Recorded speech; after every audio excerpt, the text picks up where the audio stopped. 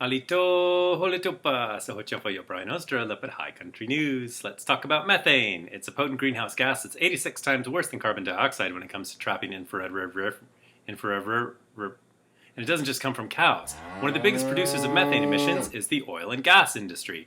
While some drilling targets methane to sell it, oil drilling treats methane as a waste product and releases it into the atmosphere.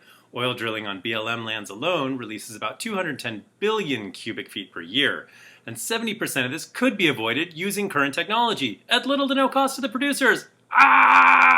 Calm down. There's more. But I won't go into it now. Check out Jonathan Thompson's dizzying facts and figures on the invisible climate destroyer. You mad? You ready to take it to the streets yet? Because the youth are. In Seattle, young organizers are trying a new approach to climate protesting.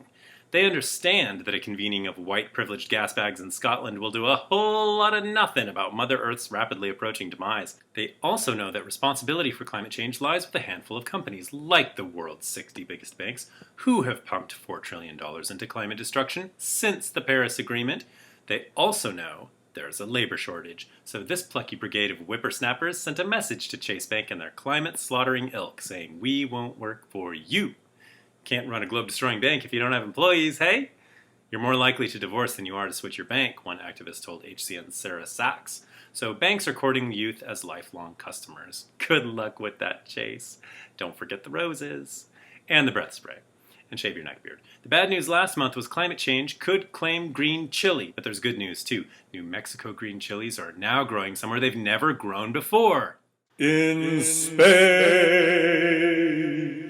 Turns out astronauts need fajitas just like the rest of us, so they took along 48 chili seeds on their little space shuttle ride, as well as a big old batch of patience. They stirred in some scientific rigor and voila! Produced an international microgravity taco party! And the experiment could open a pathway to growing more fresh foods in space. Wufei Yu spoke to NASA astronauts, lucky reporter, to find out all about it. So go read. I'm Brian Oaster, and now you know the West. Chiquis la chiqui.